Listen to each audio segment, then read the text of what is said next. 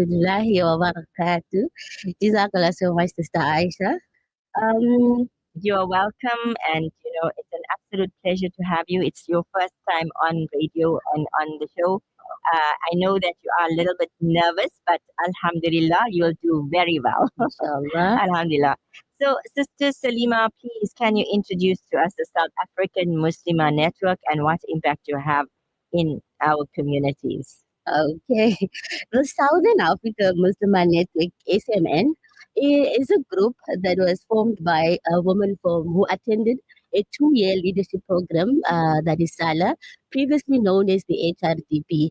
So when we were at the program, we realized in our discussions, in our crucial discussions as sisters, that even though we come from different backgrounds, we all share some common challenges as women, whether personally or professionally. So we therefore formed the SMN to say, let us connect sisters. Let us create a platform where sisters will come together to discuss crucial challenges that they're facing and network, share experiences and ideas, and maybe uplift each other as Muslim women.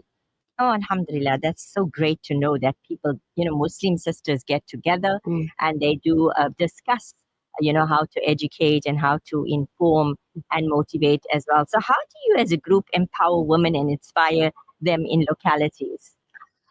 Okay. So what we do is, since we are sisters from different countries, when we started, it was sisters from 4 African countries, which was namely Zimbabwe, Lesotho, Swaziland, and myself coming from South Africa. And then we had, from last year, we grew that we had our first annual conference that was in Kingdom of Swaziland.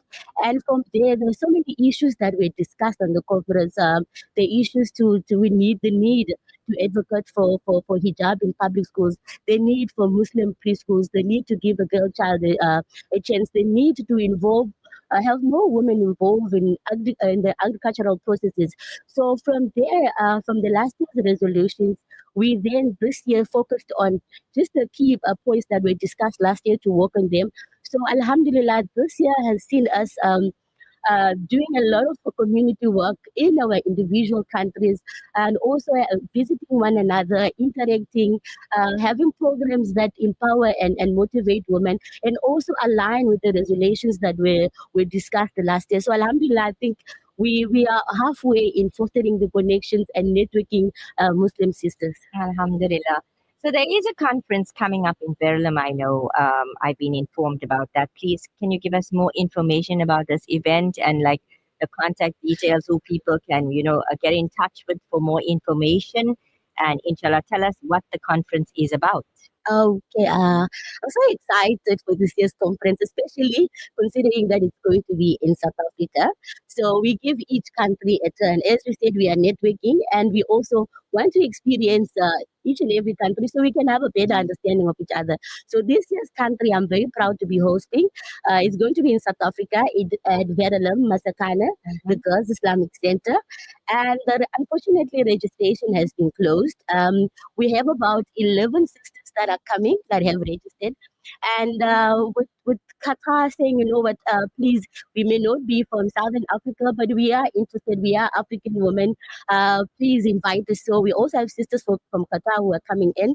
With registrations being closed, unfortunately, but anybody who's interested to come and also for register in future, my contact details are 069 408 9946.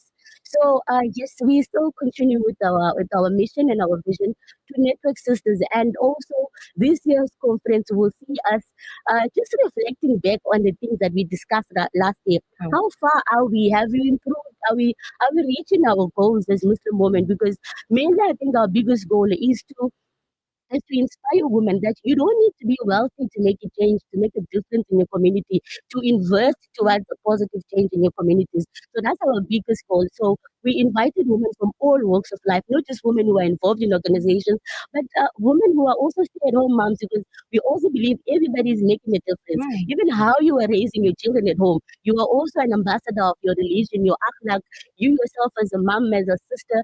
So those are the kind of women I'm so excited to go I to be know. having them. I'm looking at you right now talking about this, and I think you are so amazing. And you have this wonderful aura about yourself, and the way you are addressing the woman, the way you speak.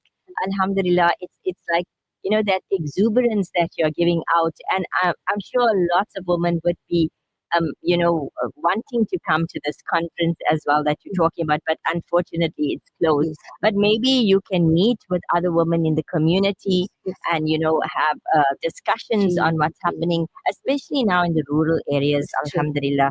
So what would your message be of inspiration? You have an inspirational message, I know, to give out to the women listening in. There are women sitting at home right now listening to us, driving in their cars, whatever it is that they are doing, or they may be just sitting in their bed. Some of them are older, but never got involved. How can they make a difference? Because, a woman is a mother, Yes, she's a sister, she's a niece, she's a leader, maybe she's just we must not even undermine a woman at home who's not true, working. true, true. So, but she's the mother, and the lap of the nation, I would say, that's a mother.